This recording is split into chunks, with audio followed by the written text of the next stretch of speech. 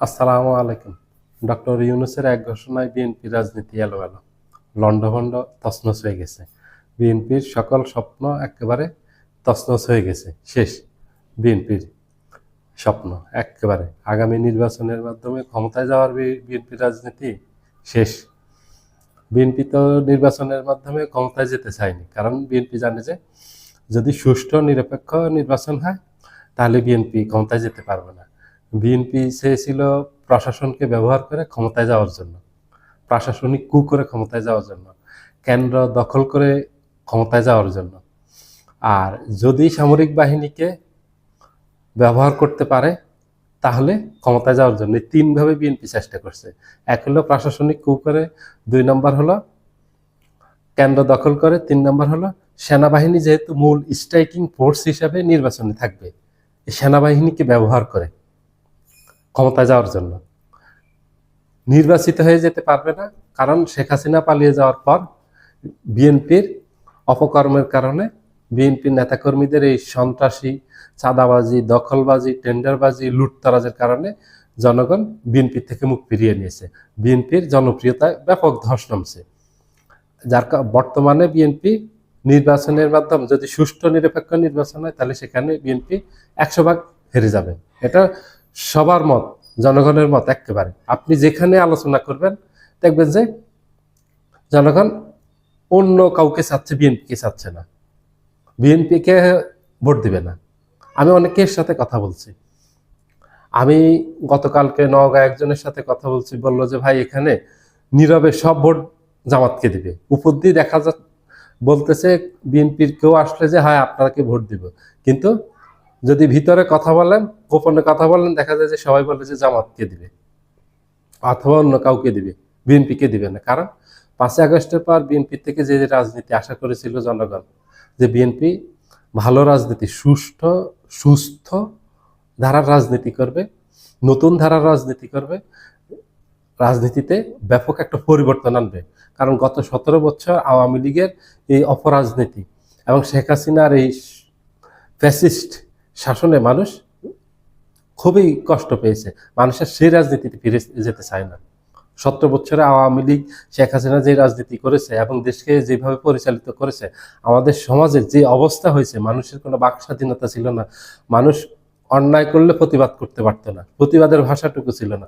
মানুষ ন্যায় বিচার পেত না, মানুষ বিচার প্রার্থী হতে পারতো না, মানুষ থানায় গিয়ে একটা অভিযোগ দিতে পারতো না, এমনকি আদালতে পর্যন্ত যেতে দিতে হতো না।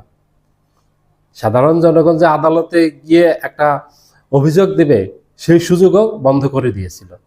মানুষ সেই রাজনীতি চায় না। মানুষ এক কথা হলো সন্ত্রাস, চাঁদাবাজি, টেন্ডারবাজি, দখলবাজি, এইসব অপকর্মের, এই ঘুষ, দুর্নীতি, লুটতরাজের এই রাজনীতি আর চায় না। মানুষ আবার সেই বেগম পাড়া তৈরি হোক, দেশের সম্পদ লুটপাট করে বিদেশে, সেই রাজনীতি চায় না। মানুষ নতুন রাজনীতি চায়, যেটা বিএনপি দিতে পারেনি। যার কারণে বিএনপির থেকে মানুষ বিএনপিকে সমর্থন দেয়নি। বিএনপির মানুষের সমর্থন আদায় করতে পারেনি। বিএনপি যে রাজনীতিটা আশা করেছিল মানুষ বিএনপির কাছে সেটা দিতে পারেনি। যার কারণে বিএনপি 5ই আগস্টের পর থেকে দেখবেন যে বিএনপি জনপ্রিয়তায় প্রতিদিন ধস নামছে। আর এটা একেবারে 25 সালে পরিপূর্ণ লাভ করছে। এই যে ইসলামী ছাত্র শিবির 5টা বিশ্ববিদ্যালয় যে ভূমিধস বিজয় পেয়েছে, সবার ধারণা 5টা বিশ্ববিদ্যালয়ের মতো আগামী নির্বাচনে জামায়াত ইসলামী ভূমিধস বিজয় পাবে। শিবিরকে যারা ভোট দিয়েছে তারা তো এই দেশের নাগরিক, তারা আগামী নির্বাচনে জামাতকে ভোট দিবে। আমাদের দেশে যে বর্তমানে প্রায় 13 কোটি ভোটার আছে, 13 কোটি ভোটারের মাঝে 4 কোটি ভোটার হলো ইয়াং জেনারেশনের। ইয়াং জেনারেশন এবার জামাতের পক্ষে ভোট দিবে। একটা জামাতের পক্ষে জোয়ার উঠেছে ইয়াং জেনারেশনের মাঝে, এরা ভোট দিবে। এদের 90% ভোট পাবে। আপনি হিসাব করেন, জামাত আগামী নির্বাচনে যাওয়া নিশ্চিত অনেকটা। নারীদের বড় একটা অংশ, 90%-এর মতো, এটা জামাতকে ভোট দিবে। নারী ভোটারও আমাদের দেশে 4.5 কোটি নারী ভোটার, তার মাঝে 90% যদি নাও হয়, 80% ধরেন যদি ভোট দেয় জামাতকে, তাহলে হিসাব করেন কত ভোট হয়। আর জামাতের নিজস্ব ভোট ব্যাংক আছে। সব মিলিয়ে জামাত বিশাল একটা ব্যবধানে আগামী নির্বাচনে বিজয়ী হবে, এটা সবার একটা ক্যালকুলেশন আছে, এটা জামাতেরও আছে। এর বাইরে যারা রাজনৈতিক বিশ্লেষক আছেন, রাজনীতি বিশ্লেষণ করেন, নির্বাচন নিয়ে বিশ্লেষণ করেন, যারা নির্বাচন নিয়ে গবেষণা করেন, তাদের মাঝে একটা বিশ্লেষণ আছে জামাত কোন কোন শ্রেণীর ভোট পেতে পারে, কাদের ভোট বেশি পেতে পারে। অতীতে আমরা দেখেছি ইয়াং জেনারেশনের ভোট এবং নারীদের ভোট সবচেয়ে বেশি পেত বিএনপি। 91 সালে নারীদের ভোট বেশি পেয়ে বিএনপি বিজয়ী হয়েছে। 2001 সালে ইয়াং জেনারেশন এবং নারীদের ভোট বেশি পেয়ে বিএনপি ভূমিধস বিজয় পেয়েছে। এবার সে ভোটগুলি জামাত পাচ্ছে, জামাতের দিকে যাচ্ছে। এটা হলো জামাতের কর্মকাণ্ডের কারণে জামাত পাচ্ছে। জামাত মানুষের আস্থা অর্জন করতে পেরেছে যে জামাত ক্ষমতায় আসলে জামাত কোনো ধরনের সন্ত্রাস করবে না, সাদাবাজি করবে না, টেন্ডারবাজি করবে না, দখলবাজি করবে না, এগুলির বিরুদ্ধে জামাতের অবস্থান থাকবে এবং ঘুষ দুর্নীতির বিরুদ্ধে জামাতের অবস্থান থাকবে। জামাত স্পষ্ট করছে এবং 5ই আগস্টের পর জামাত কোনোভাবে কোনো জায়গায় কোনো সন্ত্রাস সাদাবাজির সাথে জড়ায়নি এবং ঘুষ দুর্নীতি লুটতারাজের সাথে জড়ায়নি, যেটা সাধারণ মানুষ খুব সুন্দরভাবে গ্রহণ করছে জামাতের রাজনীতিটাকে। এজন্য জামাত আগামী নির্বাচন বিজয় হওয়ার সম্ভাবনা খুব বেশি। আপনারা বিভিন্ন জায়গায় দেখবেন যে জামাতের নেতাকর্মীদেরকে এবং নারী কর্মীদেরকে বিশেষ করে টার্গেট করছে বিএনপি নেতাকর্মীরা, সেখানে হামলা চালাচ্ছে। আজকেও কয়েক জায়গায় দেখলাম হামলা চালাচ্ছে। এগুলি মানুষের মাঝে তো আরো ক্ষোভের তৈরি করে। বিএনপির প্রতি যে মানুষের যে সামান্য কিছু মানুষের যে সমর্থন আছে সেটাও নির্বাচন পর্যন্ত এটা হারিয়ে যাবে। আপনি সন্ত্রাস করে বিজয়ী হতে পারবেন না। ডক্টর ইউনূস সেনাবাহিনীকে নির্দেশ দিয়েছেন সেনাবাহিনী যেন নিরপেক্ষভাবে তার দায়িত্ব পালন করে, কারো প্রতি যেন সামান্যতম কোনো সহানুভূতি না দেখায়, আনুগত্য না দেখায়।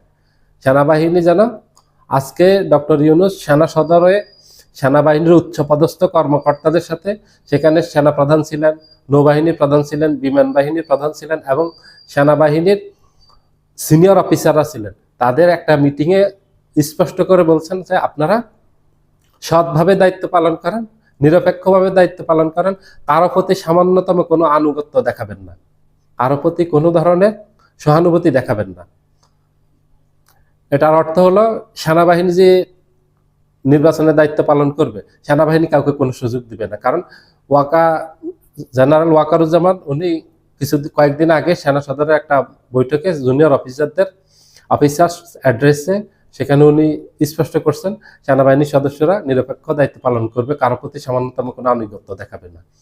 আজকে প্রধান উপদেষ্টাও এটা স্পষ্ট করলেন, একেবারে স্পষ্ট করে বলে দিলেন এটা আর হবে না। এবং প্রশাসনের কিছু কর্মকর্তা এই নির্বাচনে মনোনয়ন যখন যাচাই বাছাই হয় তখন বিএনপির প্রতি কিছুটা হেলে গেছিল, তাদেরকে এর মাঝে এই মাঠ প্রশাসন থেকে তুলে নেওয়া হয়েছে। কারণ তাদের বিরুদ্ধে অভিযোগ, স্পষ্ট অভিযোগ ছিল, প্রমাণিত অভিযোগ ছিল, এই জন্য তাদেরকে সেখান থেকে প্রত্যাহার করে নিছে। কারণ আগামী নির্বাচন কোনো অবস্থাতে যেন বিতর্কিত না হয়, কোনো অবস্থাতেই যেন আগামী নির্বাচনকে কেউ কলঙ্কিত করতে না পারে। সরকার খুব কঠোর অবস্থানে আছে, সেনাবাহিনী কঠোর অবস্থানে আছে, সিভিল প্রশাসন কঠোর অবস্থানে আছে। কোনো অবস্থাতে কেউই কেন্দ্র দখল করতে পারবে না এবং প্রশাসনিক কু করে নির্বাচনে ফলাফল পরিবর্তন করতে পারবে না। সেনাবাহিনীকে ব্যবহার করার প্রশ্নই আসে না।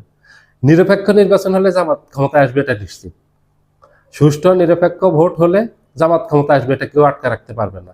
ইনশাআল্লাহ আল্লাহর রহমতে জামাত আগামী নির্বাচনের মাধ্যমে ক্ষমতায় যাবে। সবাই ভালো থাকবেন। আল্লাহ হাফেজ।